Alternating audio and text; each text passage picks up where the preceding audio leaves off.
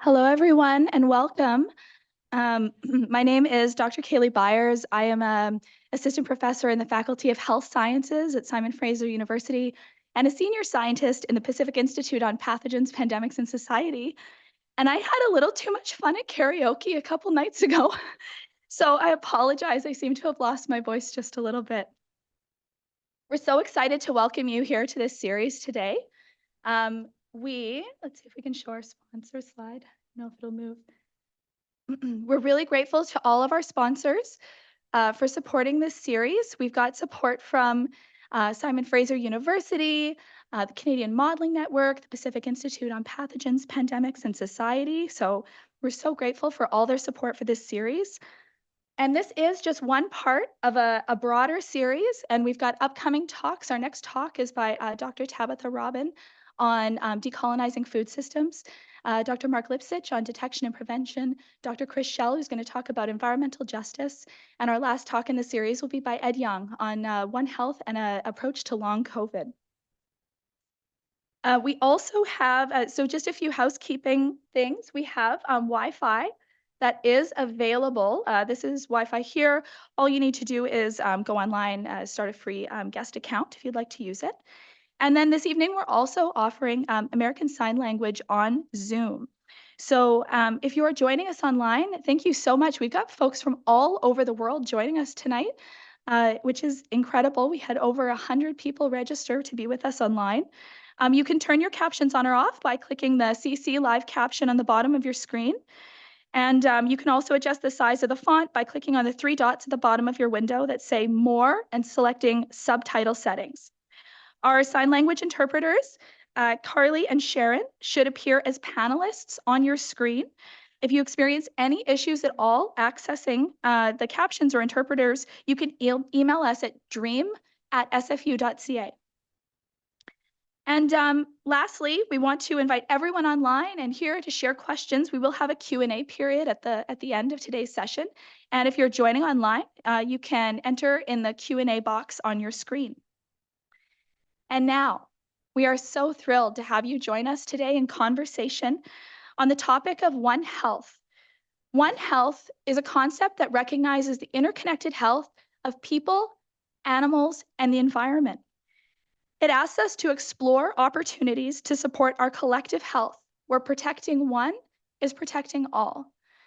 And even though this concept is relatively new within Western science, but it's only really been recognized for the last 50 or 60 years, I want to recognize and honor that this way of viewing interconnected health is not new, and it's rooted in many Indigenous peoples' ways of knowing.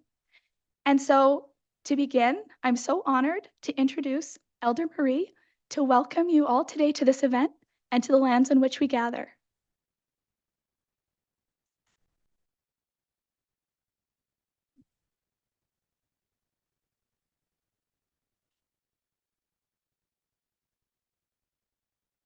Yes, Dean. I'm a little bit nervous tonight. I don't know why. I raise my hands up to each and every one of you and welcome you to Vancouver SFU. I'd like to welcome visitors, students, guest speaker, Salome, who is professor, associate professor of Institute of Anthropology, Gender and African Studies. I hope I got that correct. And I'd also like to welcome our president, Joy Johnson. My name is Elder Marie Hooper. I'm from the Coquitlam First Nation. I'm matriarch, storyteller, knowledge keeper. I'm also ambassador for my nation, Coquitlam.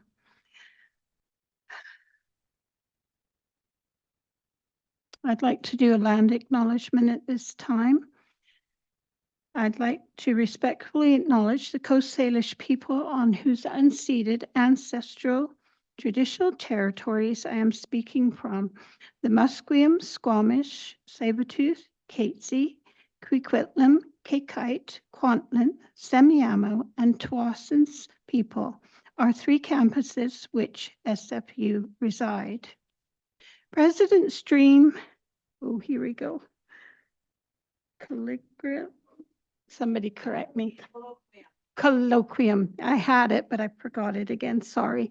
Is part of our interdisciplinary graduate student course, bringing together graduate students, faculty members, and distinguished guests, the wider public, and learning from one another across disciplines, department, faculties, and communities.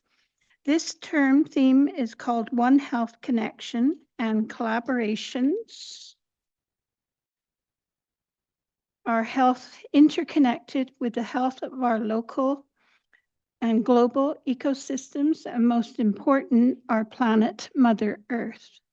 Our health have connections among people and animals, the environment. One Health reveals opportunities to prevent, prepare for, and respond to emerging and ongoing health threats like COVID-19 affected globally. Globalization, deforestation, urbanization, and agriculture and intensification are increased bringing health harms. Research ongoing, studying courses, the innovative One's Health approach more than ever is vital. So our future generations can be healthy. Our health, our well-being depends on our planet, Mother Earth. It always has. It is our responsibility to take care of Mother Earth as it is to take care of one another. We gather here in this space in a respectful way. May we continue to teach, walk with grace, honor, compassion, friendship, and love. May we work together, network together, learn together on our continued path. Mother Earth gives us all we need to sustain life, and we hope that as we move forward and that we will be able to have our Earth for a very, very long time, Mother Earth. May we always walk in reverence and honor our ancestors, our elders, past and present. Honor all people of life. Take care of our natural resources for today and future generations, for all who walk through these doors. Keep us all safe, arriving and departing. Not Samat, meaning one heart, one mind. Haichka, thank you.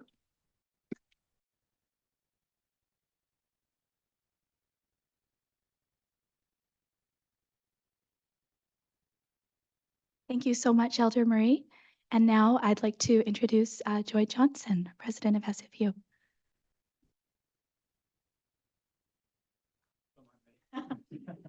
There's a man behind the desk. Hello, everyone. My name is Joy Johnson, and it is indeed my honor to be the president of Simon Fraser University. And Elder Marie, thank you so much. I left my hands up to you. I want to thank you for starting us off in a good way. I too want to acknowledge the lands we're on, and these are the lands of the Musqueam, the Squamish, and the Tsleil-Waututh people. And it's appropriate to be, especially given this topic, to be acknowledging these lands and to be thinking about our commitments to Indigenous people. So it's really great to be here for the very first event in our Spring 2024 President's Dream Colloquium. I was saying to our Dean of Graduate Studies, Mary Bryan, great to have you here as well, that this is such a neat way to bring people together, to have conversations, to engage our students. So I'm really, really pleased to be here this evening. It's been a time-honored tradition at Simon Fraser University. For more than a decade, we've been doing these Dream Colloquia. And the theme of this series, as you heard from Elder Marie, One Health, Connections and Collaborations, really could not have come at a better time. So we know we're continuing, the world is continuing to recover from the effects of COVID-19 and that pandemic. But also here at SFU, we're laying the groundwork for a new SFU medical school, a medical school that's going to uplift and honor Indigenous ways of knowing. And also at SFU, we're thinking about the ways in which we all need to engage in global challenges and how education and research can help to address those challenges like climate change. So I'm really excited about the important discussion that all of you are going to be having over the course of the colloquium. I want to thank SFU Graduate Studies and all the organizers for this event. Thank you ever so much. And without further ado, it's my pleasure to introduce today's speaker, Salome Bukachi. Dr. Bukachi is an associate professor, as you heard, at the University of Nairobi's Institute of Anthropology, Gender and African Studies. And she holds a PhD in anthropology, specializing in medical anthropology, and is the author of more than 45 publications and supervisor of more than 50 graduate students. I don't know how you do it. That's a lot of graduate students. Her expertise is internationally recognized by the global health community, evidenced by her role in the World Health Organization's One Health Level Expert Panel. Previously, Dr. Bukachi worked for 6 years at the former Kenya Trypanosomiasis Research Institute as a research officer in the socioeconomics department. She's carried out extensive research on the social and behavioral aspects of African trypanosomiasis. And besides her research, that research has been doing research in other infectious diseases as well. Her areas of practice have focused on community participation, gender, health systems, and the socioeconomic and cultural and behavioral aspects of mainly zoonotic infectious diseases. She also undertakes research on water security, agriculture, and general developmental issues. She works with various stakeholders, both local and international, in undertaking research and development on anthropological issues. So we are absolutely thrilled to have Dr. Bukachi here, flown all the way from Nairobi to here in Vancouver. I'm sorry about the rain, but it's wonderful to have you this evening joining us for today's lecture, One Health and the Changing Global Landscape, the Neglected Heartbeat. Please join me in welcoming Dr. Bukachi.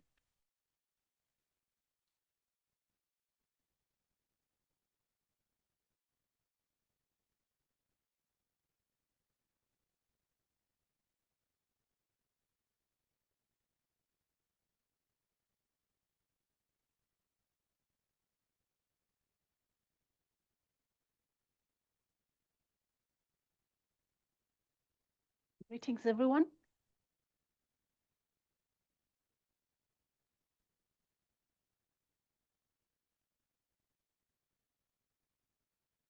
Yeah, so it's an honor to be here and to be present with you today, to just interact with you and have conversations about One Health. And so we'll talk about various things in relation to One Health. As my topic indicates, it's One Health and the changing global landscape, the neglected heartbeat. So we're going to learn more as we interact together through this process.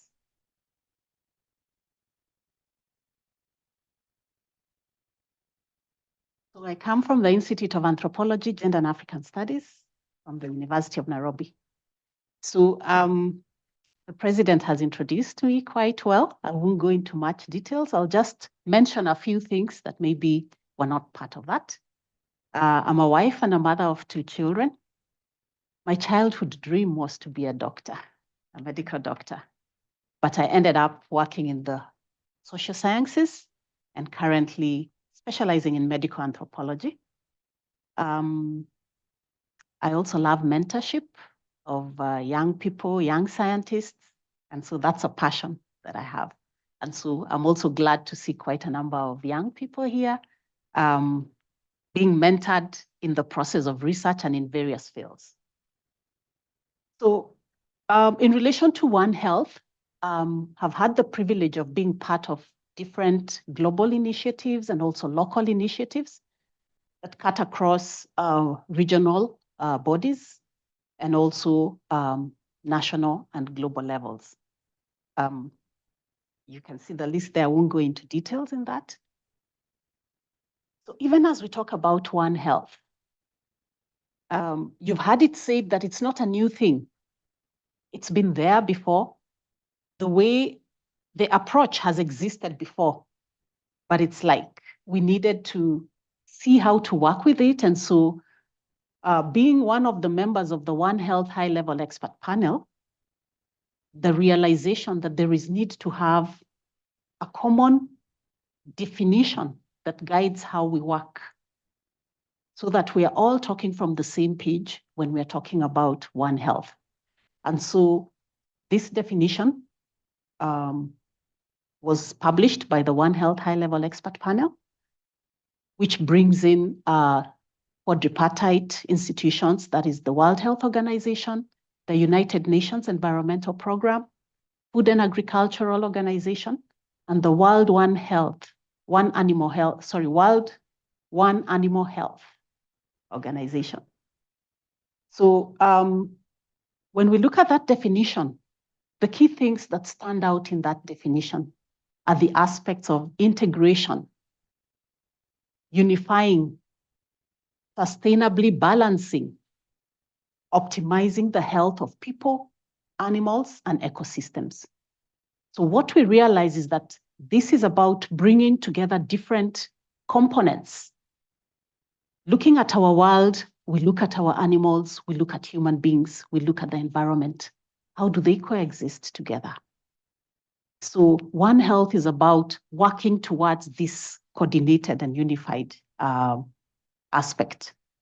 But it also takes into consideration the different sectors. We are all from different disciplines represented here. And sometimes you may be sitting there and wondering, how is my discipline related to One Health? What contribution can I make to One Health? It's important to note that your discipline, whatever it is, whether you're an engineer, whether you're an environmentalist, whether you're a social scientist, political scientist, medical, health sciences, all disciplines are critical. Because when we look at the health of human beings, when we look at the health of the animals and the environment, it takes into consideration, it takes all of us to be able to have a healthy environment. And so all the disciplines are quite critical in this process. So this pictorial definition is still just illustrating the definition that we have talked about. Key components that come in this pictorial definition is where those intersectional wheels, those wheels are intersecting, bringing in aspects of communication, collaboration, coordination, capacity building, and interlinking all these various aspects, the sectors, the society, all different levels of society, all the way from the local level to the global level, and looking at how all those interact to contribute towards a healthy society. So why has there been an increase in looking at health from a One Health perspective?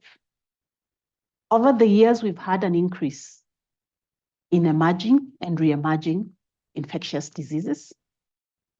And when we look at the timeline, we see that a number of the re-emerging diseases, in fact, around 75% of the emerging and re-emerging diseases have been diseases that we can consider are of the zoonotic nature.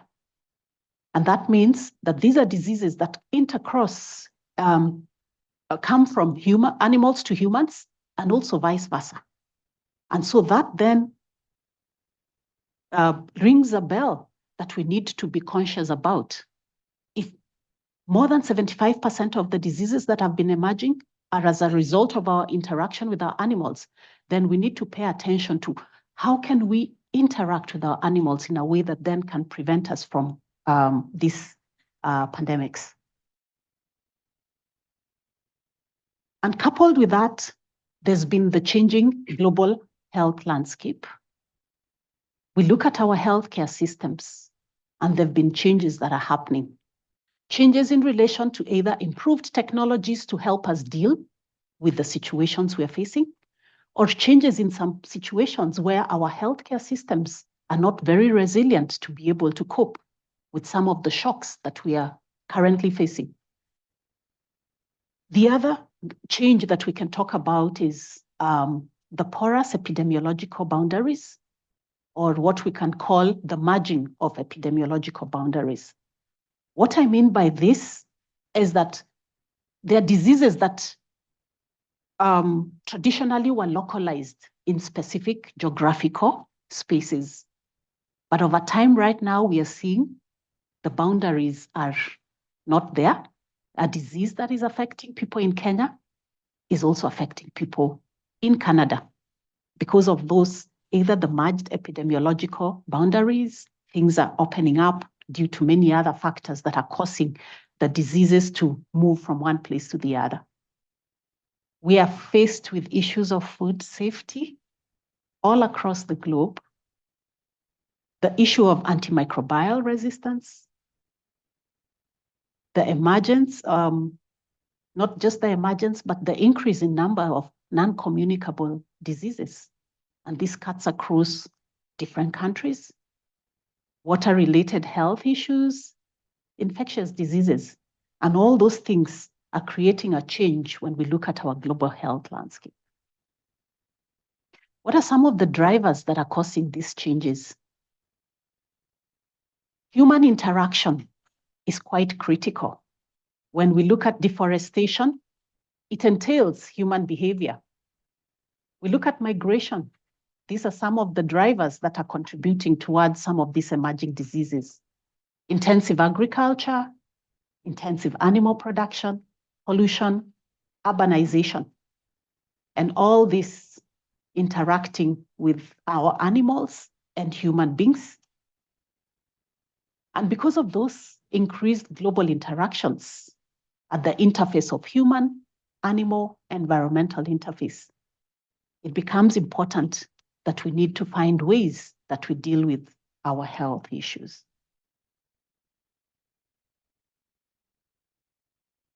We know that there are already things that are happening. We're not starting from a clean plate. We are starting from a position where there are already interventions, there are already technologies that are being used to deal with pandemics. So we are not starting from ground zero. We are building up on already what is existing. But much as we have those interventions, much as we have those technologies that can be used to deal with health issues, emerging health issues, there's still some missing links. And that's why when we even see what we saw from the COVID-19 pandemic, the world was not able to deal with it well. And so there was a lot of impacts, negative impacts on the communities. But why is that happening? Yet we pride ourselves in having increased technologies that we should be able to deal with these issues. So what could be the missing link? What could be this missing heartbeat? Or what could be this neglected heartbeat that is missing, that needs to pump this heart to be able to deal with these pandemics? So just to unpack the box, the toolbox we've talked about, when we look at what is existing in relation to dealing with pandemics, we have surveillance systems, we have diagnostic systems, vaccinations, modeling systems that help to just model some of these pandemics or the spillover events, risk assessments, guidelines on risk assessments, remote sensing that help us to look at our climate issues and how changes are there happening over the years. We have technologies that help us to characterize pathogens, communication technologies, biosecurity measures, monitoring systems that help monitor these emerging and re-emerging pandemics. And the list can go on and on and on. But why is it that we still are not able to deal with? We are caught unawares. And many times when we look at even how our governments, our countries deal with issues, there's a lot of firefighting. It's like the event happens and then we are running. Why can't we be prepared in a way that by the time this event comes, we are able to deal with it in an effective way? So I would like to give us a case study of Rift Valley fever, one of the diseases that I've had the privilege of studying, and just see what are some of the issues that have come up that sometimes we overlook when we have pandemics. So Rift Valley fever, we had an outbreak in Kenya between 2006 and 2007. And it occurred in the northeastern part of Kenya, which is an arid and semi-arid area. It is, the communities there are pastoral communities who depend on livestock for their livelihoods.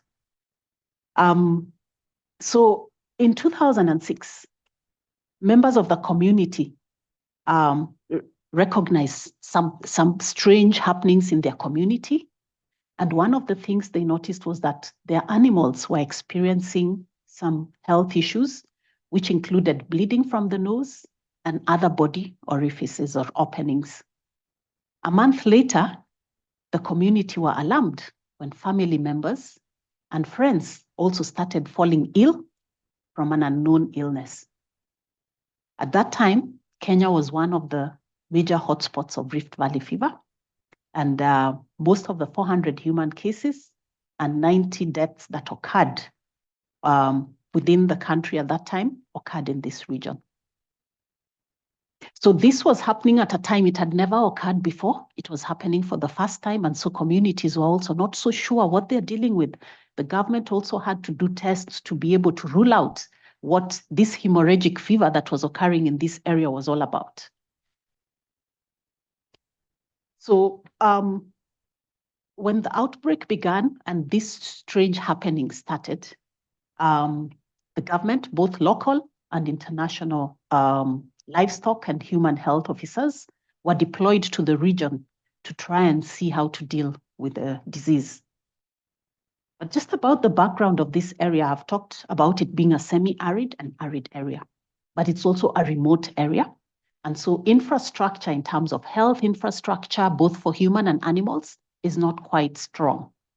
So at the time of this outbreak, the nearest health facility was about 40 kilometers from some of the areas. At the time of the study that we did, because we went later to do this study, that was in 2013, there was only one hospital and 2 health centers and 5 dispensaries in the particular study area where we were in. At that time, there was a lot of flooding. And because of that flooding, the area was kind of marooned or cut off from other supplies. So they were not able to get quick access to food, quick access to any health services. And the government had to use helicopters to be able to access the place because of very heavy floodings. And I've heard that also here you've experienced some of these floods before that have been, and we know the impact that floods have on communities. So once the government was able to determine what pathogen this was, what disease this was, that it was the Rift Valley fever, they had to put in place measures to deal with the disease. And there were several measures that were put in place, and which says that we already have things that we are able to do when there are outbreaks of diseases. One of the things was that livestock sale was banned, and diagnostics were instituted to be able to now diagnose, to find who is unwell and who's not unwell, lab investigations, closure of livestock markets. And as I indicated earlier, this is a community that depend on livestock for their livelihoods. So you can imagine when the livestock markets are closed, there's a ban on eating of livestock products. How do these communities survive in a place like this? And they're marooned from other places. So the community's response was, because there was no other alternative, they had no choice, but they had to still eat the meat. They had to still drink their milk because there was no other thing they could do. So there was a lot of non-adherence to the public health measures that had been put in place. And the impact of the disease, there was a lot of loss of livestock, loss of human lives, reduced means of livelihoods as a result of deaths of these animals, as a result of death of human beings. But also we know that when health issues occur in a particular area, the caregivers, who are mainly the women, are also impacted on negatively by such pandemics. We know what COVID did. And so those are some of the negative impacts that also come into play. So what do we need to consider even as we're looking at this when we talk about the toolbox? We know that these interventions methodologies already exists. The tools are there. But even as those tools are there, one of the things we need to take note about is that disease does not occur in a vacuum. It occurs in a particular environment, a particular context that we need to take into consideration. For example, within the Rift Valley fever, when there's a ban in the sale of livestock and a ban in consumption of animal products, what option do we give these communities when we institute these public health measures? So it's important that we take those into consideration to enable us provide solutions that will be practical to the communities that are affected. The other thing is that technologies will need to be utilized and administered to members of the community. We need to also understand the social, the cultural aspects of the communities in which these technologies are being utilized.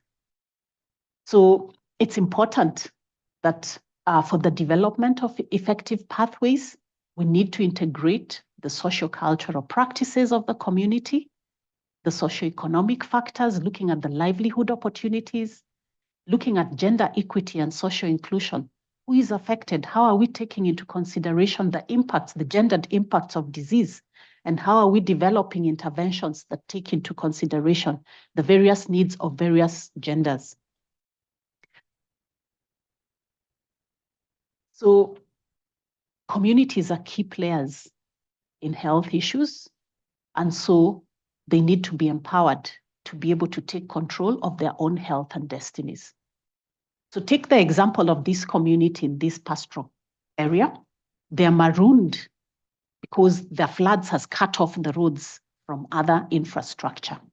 Are these communities empowered to be able to deal with the situations they face?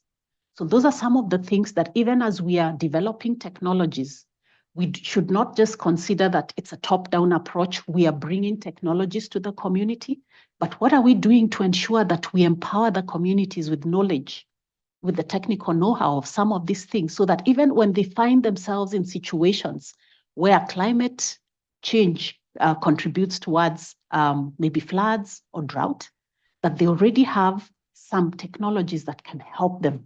They have some knowledge that can help them deal with the issues they're facing. Another thing is about communities are not, many times we assume that we, the scientists, are the ones who know, that communities don't have knowledge. They do have knowledge, and communities have coexisted with their environments for a very long time. If we look back at our indigenous communities, they coexisted well with their animals, with their environment, with their water, with their trees. So we need to learn from them and find out what are these ways that they have been, how have they handled issues that have helped them coexist in a harmonious manner with their environment, so that then even as we're developing technologies, we take into consideration those indigenous knowledge. Communities are also not homogeneous. We have impacts of disease impact different community members differently. So even with the Rift Valley fever, different members of the community were impacted on differently.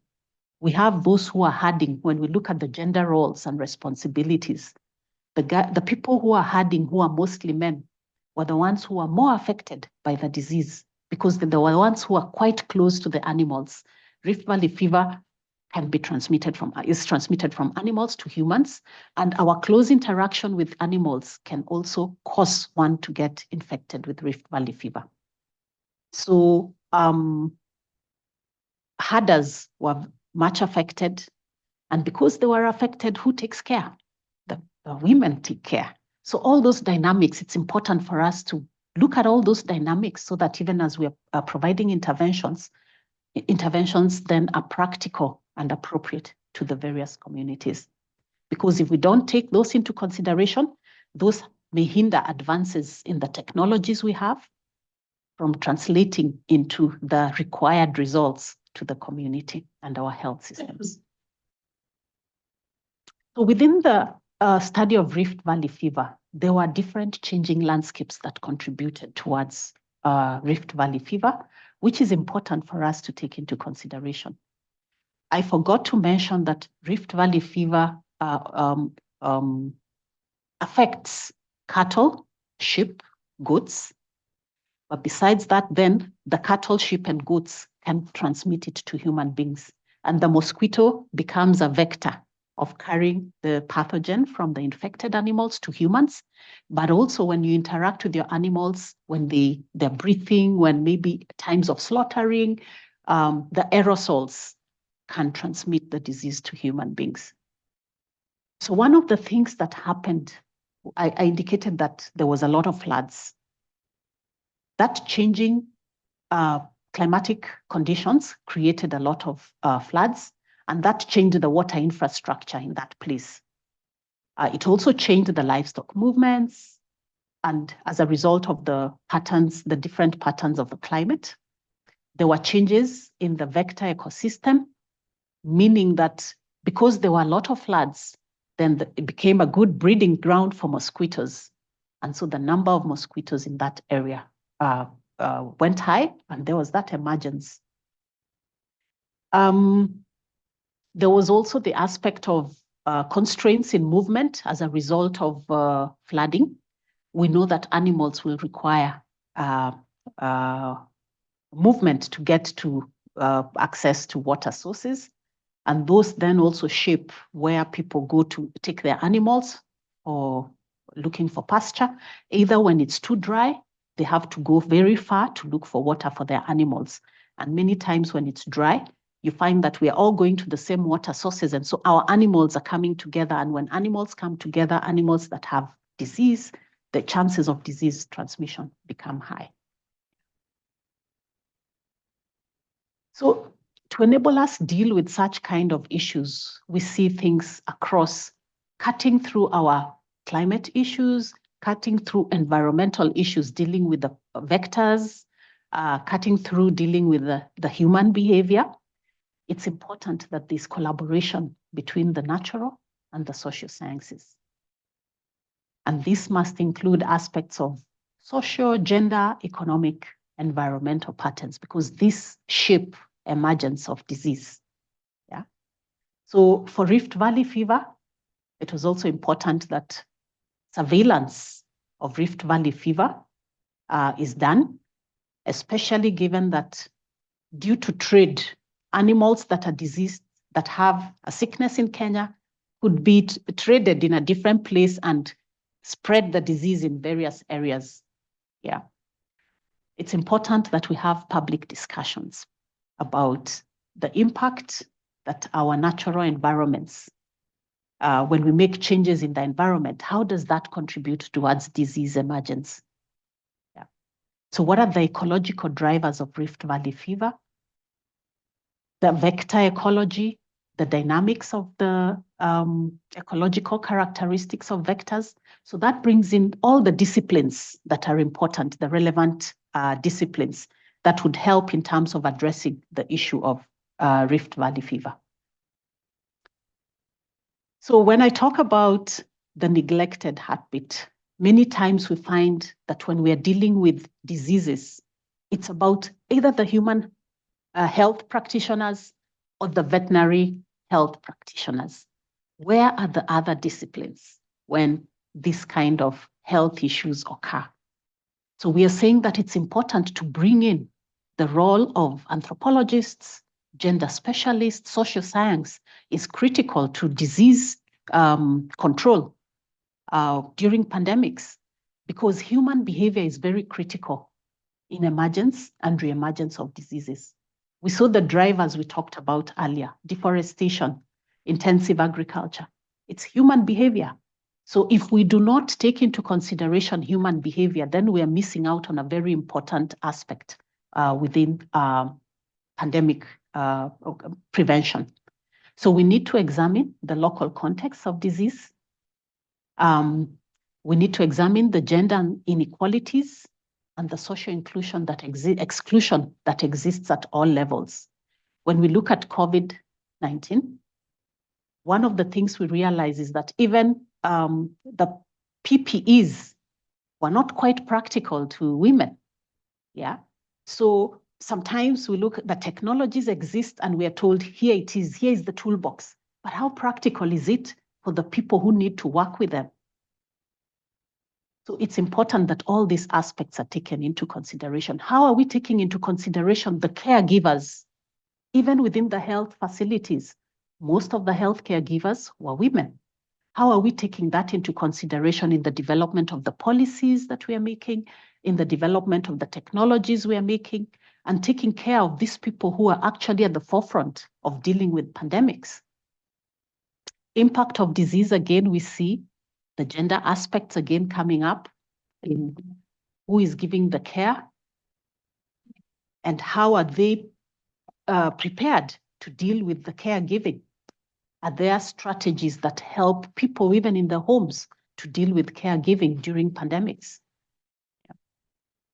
So all the way cutting across different levels of communities, healthcare workers, our healthcare systems, quite important for us to understand and to develop policies that are relevant towards those different systems. We realize that when pandemics occur, people have different perceptions about disease. I don't know what were the stories about COVID here in Vancouver. I don't know if everyone had the same story or there were very many stories that were going around about the disease. So it's important to identify and describe what are people saying about the disease? What do they know? What are they saying are the treatment ways of treating COVID? We had several ways of treating COVID in Kenya. Many things we did at local level. Everyone would tell you, oh, you have to drink this, you have to drink this concoction. There was a lot going on.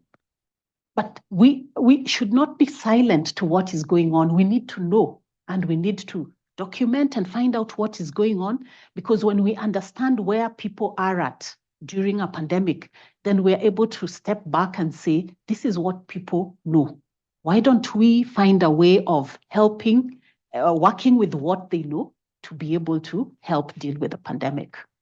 So how do we translate the local concepts of illness and treatment and adapt our biomedical knowledges to fit those etiologies? A case in point is Ebola also in West Africa. There were a lot of local ways of dealing with it. The public health measures were not easily taken up by the community as a result of the cultural practices of the community that were not taken into consideration when the public health measures or interventions were being implemented. It took social scientists to sit with the community, to get information about their perceptions, to get information about their culture, and bring together on the table the public health practitioners and have discussions and conversations on the best way of tackling the disease. And that's how they were able to solve that stalemate that existed between communities and health workers. So that just shows that top-down approaches do not work.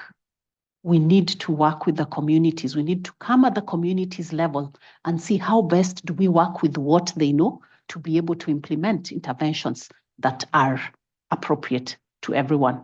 And that includes also developing material, disseminating material that provides information that they can consume within their local levels. And disseminating information is not just about having a poster out there, but there are local ways that communities use to pass information. When I was growing up, there were a lot of storytelling, and we use storytelling to be able to help disseminate relevant information to our communities. It could be song, it could be dance, it could be art, whatever it is that works. Why don't we work within those existing structures to be able to pass through the information that needs to go out? So within the social science space, it's important that we view populations as biological, but also as cultural units. So it's not just about, I have a pathogen, I have been infected by some virus in my body, but it's also about how do I conceptualize what is happening to me? How do I behave in relation to what is happening to me? So we cannot separate our biology from our culture and from our social behavior. But also, again, we cannot separate that again from my ecological environment. So then the ecosystem where I am in, the environment in which I am in, is also quite critical in terms of addressing these issues. Then it's important that we review interventions, prevention, and policy issues. We analyze, let's talk about policy. What are the policies that are existing in terms of dealing with pandemics? Are they relevant to the various contexts in which they're being applied? Do they take into consideration those aspects, the cultural, the environmental, the political aspects? Because there's a lot of political, historical aspects that sometimes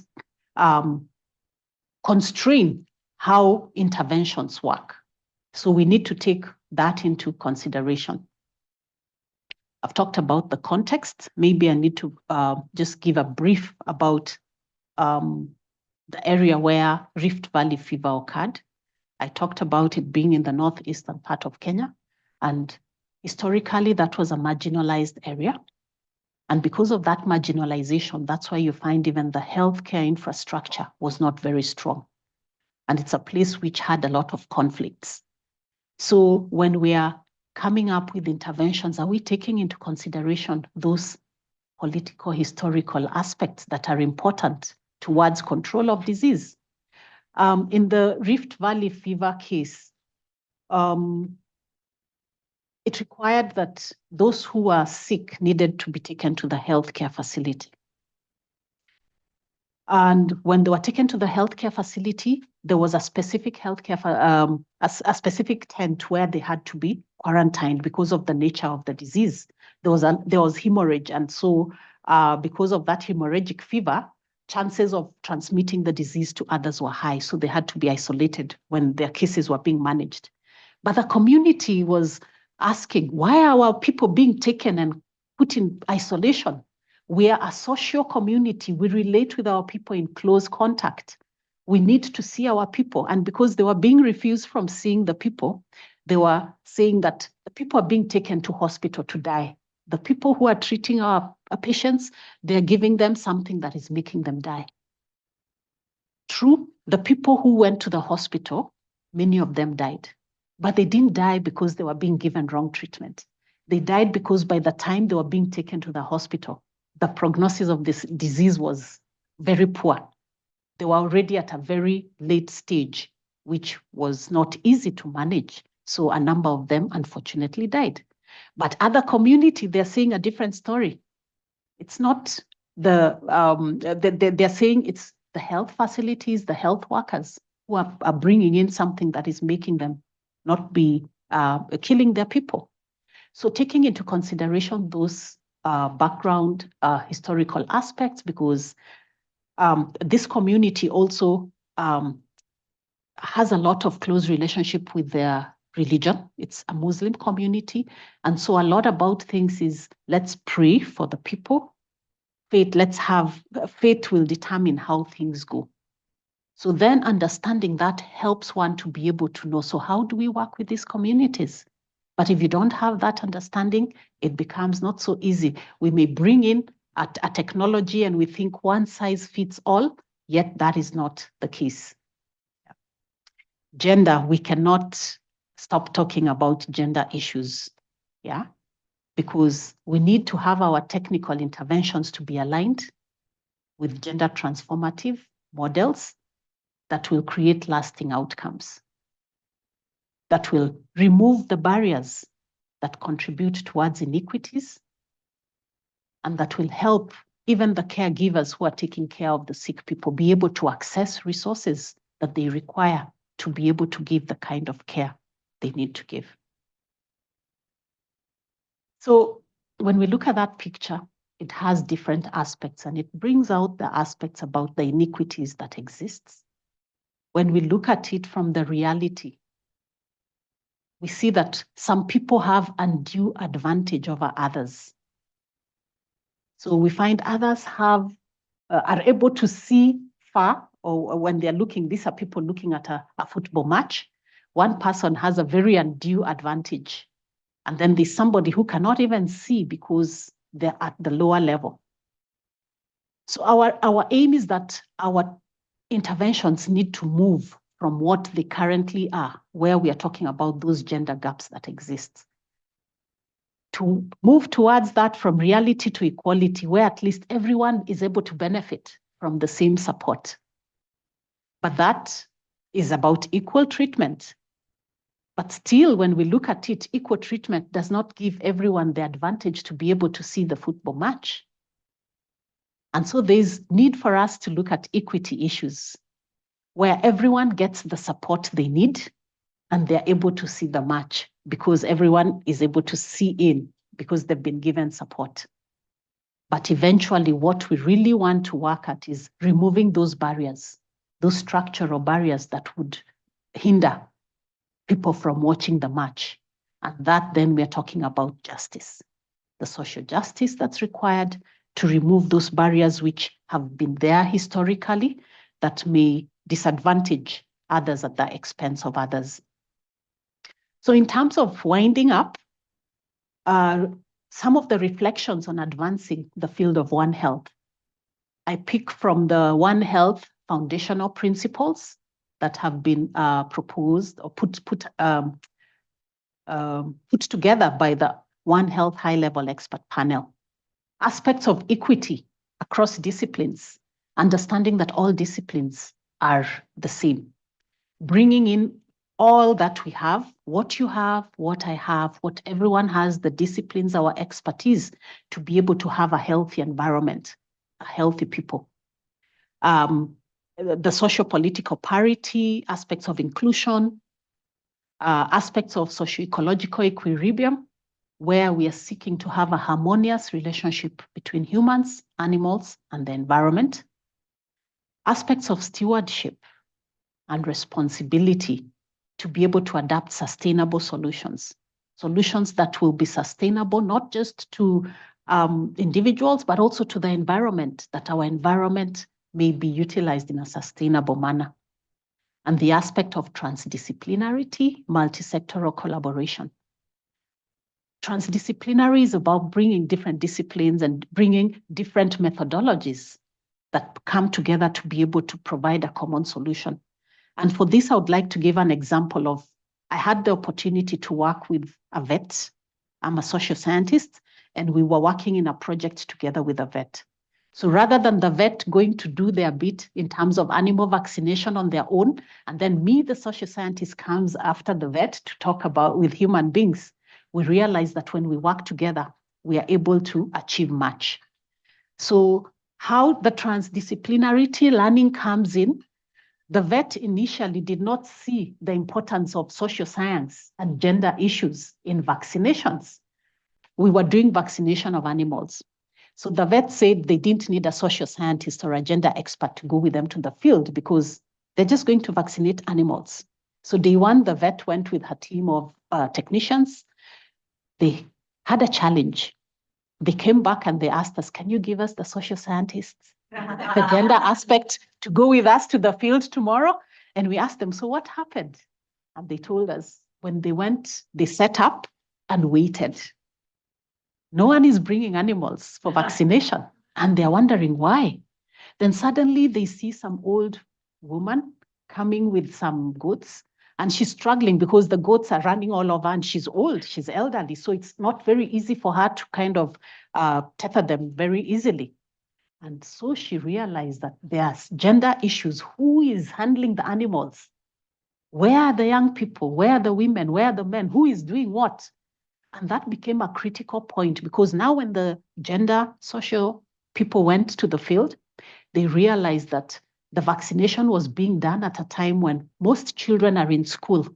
And children are the ones who usually help to run around with the animals, the small animals all over. But because they were not there, and this elderly woman at home recognizes the importance of vaccinating her animals, she had to just struggle on her own to take these animals to the vaccination place. And from that day, my friend who is a vet, she told me now she understands why gender is important in veterinary aspects. And that's with all other things. It's not just gender. There are also other things that we can learn from the vets. I'm a social scientist. There are other things I can learn from her. And that helps to improve how we work to be able to provide equitable and effective solutions to the community. Let me skip that picture as I come to the end to just say that one-sided solutions have rarely been sustainable. Hence, there's the need to incorporate this neglected heartbeat into the One Health space. We have had pandemics over the years, but we have not been handled them effectively because there are some missing links that are not brought together. And so it's important that we all come together. As those hands, we can see them coming together. Bring your engineering expertise, bring your social anthropological expertise, your gender expertise, your environmental expertise, vet. Let's work together towards developing solutions that are appropriate, that are sustainable, and that will contribute towards a healthy people, healthy animals, and healthy environment. Thank you.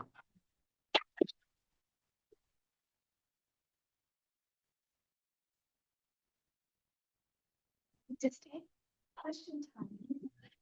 That was wonderful. Thank you so much for that incredible talk. It was so lovely to get to learn from you tonight and over the last couple of days.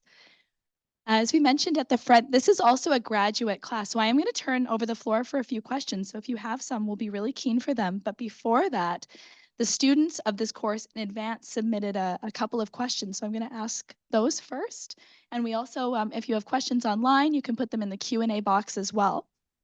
So Raymond had a question about Rift Valley fever and whether or not the policymakers and physicians adapted any of the conventional healthcare towards local community practices. So when they came in with some of their practices to deal with healthcare from a modern perspective, that conventional medicine, did they adapt it to cultural practices at all? Thank you for that good question. Initially, when the initial interventions started, they were more like, it's like an emergency. So in an emergency, we are all just running to try and contain what is happening. And so a lot of the interventions were top down. The government saying, do not eat. The government saying, do not eat your meats, do not eat your milk, do not sell your animals. That's what, and the community, because we went back in 2013, and the outbreak was in 2006, 2007. And what they were telling us is that they had the government saying, do not do this. Already when someone is telling you, I had, it's almost like they have not owned it. So a lot of the interventions were somehow not customized to the requirements of the community.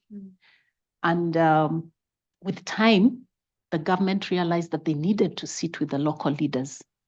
And so they sat down with the local leaders who are respected in the community because they realized the community did not trust the information that was being given. But when the government worked with the local leaders, the local religious leaders who are respected in the community, they were able to sit down and discuss. And it helped avert some situations because during one of those Rift Valley outbreak times was a time when there was a religious feast, a religious practice that was meant to happen. And it was meant to, during that festival within the Muslim community, they slaughter a lot of sheep and goats. And Rift Valley fever is here. So the government was like, how do we handle this? So discussions with the local communities helped to find solutions that were practical for the community, and they were able to trust their leaders, and that helped deal with the situation. Thank you. And that actually answered, Wesley had a question about that, about engaging with whether or not there were any local leaders who were identified for conversation. And it sounds like there were. do those relationships still exist? Like going beyond after identifying local leaders and having conversations, is that going to be, we were talking about this earlier today, are they planning for that to continue being proactive for the next public health outbreak? Or was it, okay, we've had these conversations, we've dealt with Rift Valley fever, and now we're done? I think one of the things is about the sustainability of some of our interventions.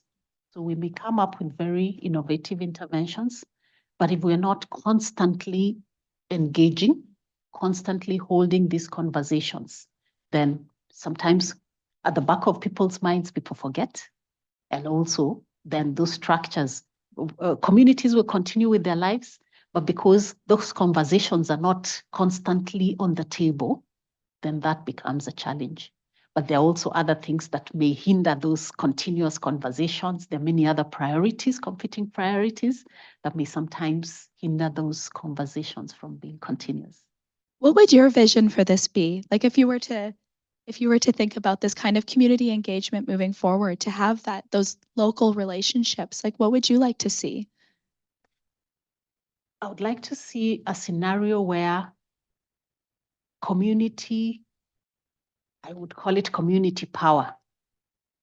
Community power in the sense that as communities in the community, in the local area who have firsthand relationship with our environment, with our animals, if we come together to have discussions among ourselves, and already some of these meetings are there. And I think Alice. She's doing something with what we call chamas. We have groups, women groups in the communities, and these women groups meet for their own socio-economic activities. And they can meet together to get knowledge and things like that. So for me, one of the things I think is to empower those groupings, not just of women, but there are also groups of men, though it's mostly women who come together. Men can tell us why it's hard for men to form these groups. But having those groups and working together with the local structures in terms of be it the religious leaders, and just strengthening that so that those become pointers which already there's conversation, there's training, and they're able to load on some of the things that could also help improve on their health. Yeah. Thank you for that. And so I also have a question from Irina who asked about, so you were talking about pastoralists, right, with Rift Valley fever, and how people also have a way with living with the land that they've done for generations, and they have a relationship with it. Have there been any, due to changes in modernization with pastoralism, have there been any changes in health risks for people because of the changing relationship to the land? Yeah, there's been a lot of changes. One of them is about the change in land tenure system. Traditionally, pastoral communities had vast pieces of land, and they had systems of how to, on where the grazing land, how to determine we'll graze here in the month of February. Then we lock off the other grazing grounds. No one is allowed to go there. Then when this grazing land is, the pasture is over, they open up the other land. So they had systems of how they would ensure that there was always pasture for their animals. But because of this change in land tenure systems, you find that the places where they would herd their animals have reduced. And so because of that reduction, then it means that we are much more closer to our animals. And as a result of that, then if there are diseases that are being transmitted from animals to humans, then because of that very close relationship, it could present a risk of transmission. Okay, thank you. And I'll ask one more question from a student and I'll turn it over. Monica asked, do you have any recommendations for future anthropologists or policymakers who are interested in this area of work? Just a small question. It's a big question. Increasingly, there's a lot of recognition of the role of anthropology in managing pandemics.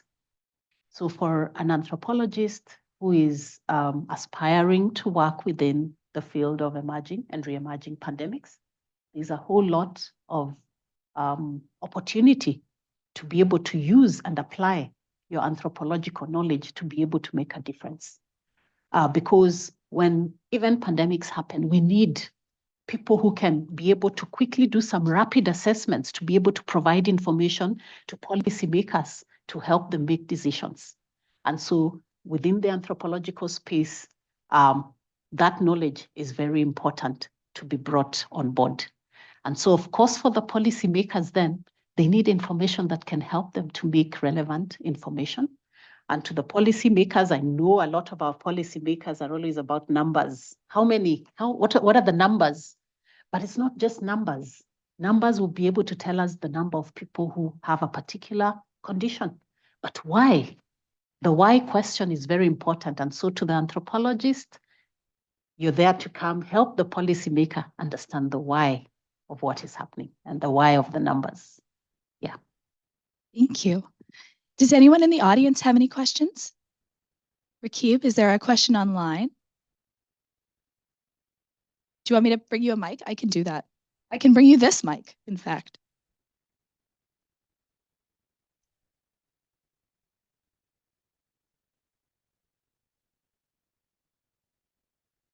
All right, so Adana writes, absolutely brilliant talk, exclamation mark. Loved it, another exclamation mark. One Health is usually a topic dominated by the veterinary community. So it is so refreshing to hear the perspectives of a medical anthropologist. The question is, with such a diverse group working at OLEP, how long did it take the group to come up with an accepted definition of One Health?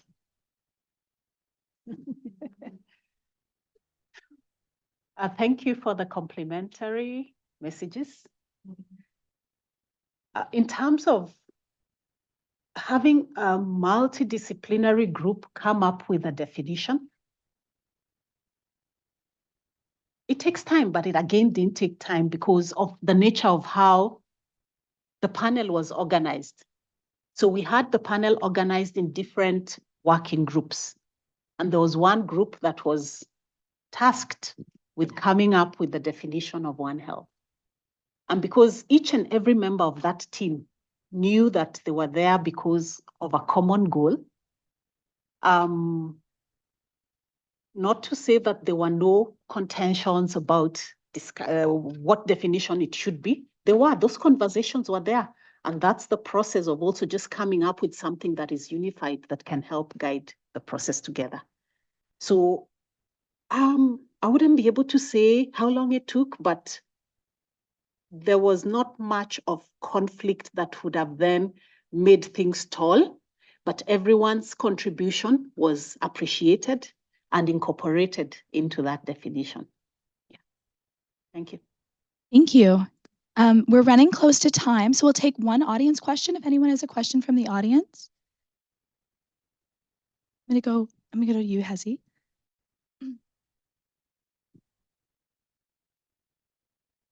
Your talk. So the funding for like researching socioecology of infectious diseases often comes from Europe or the United States. How do you convince like the international community to fund research from like a pandemic prevention perspective when the research involves a disease like Rift Valley fever, where it's vector-borne and it's not contagious from person to person? How do you convince, the international community that that should be a priority for research? And one of the things is also that Rift Valley fever can be passed on, contagious. But I get your question about diseases that maybe we take it that because it's not highly contagious, then maybe the government or the funders may sit back and say it's not affecting us.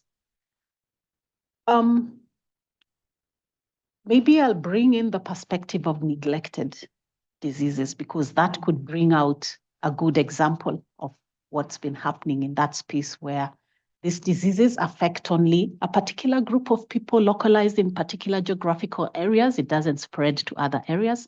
So there may be no need to think through maybe from that global level that this is a disease that is worth contributing research. So for a long time, there have been those diseases. Examples of such kind of diseases are sleeping sickness or human African trypanosomiasis, onchocerciasis, filariasis, and the list goes on, because they are localized in particular areas. And so research, funding for research, funding for development of drugs has not been that high. But we have advocates of these diseases that are so-called neglected tropical diseases. So working with some of those advocates at the global level help to push through the agenda. For example, the neglected diseases were generally not really considered much, but if you look over the last 5 or so years, there's been a lot of things happening in terms of funding, in terms of recognition, in terms of providing money for research for these diseases. So it's having a champion at that higher level who understands, but also as researchers, we need to bring out the information of what's happening. Because if there's nothing happening in that space, in terms of information, publications, dissemination of information, then people don't know the magnitude of what's happening in a country. And sometimes we find also local initiatives that come up to be able to highlight some of these diseases at a global level. Yeah. Well, thank you so much again, Dr. Bukachi, for this incredible talk. Please, another warm round of applause for this incredible speaker. It has been such a dream to get to know you, dream colloquium, some might say. Thank you for traveling all the way here to share this with us. Thank you. It's an Thank honor. you. We did receive a number of questions online. We're going to try to answer some of those offline for you. So if you stick around, we're going to try to get to that. Thank you again for everyone attending. I also really want to thank our incredible interpreters, our ASL interpreters, Carly and Sharon, and a very, very warm thank you to Elder Marie for welcoming us today, and to Joy for coming and starting us off this series. It means so much to us that you both came. Thank you so much for being a part of this series. It means a lot to us.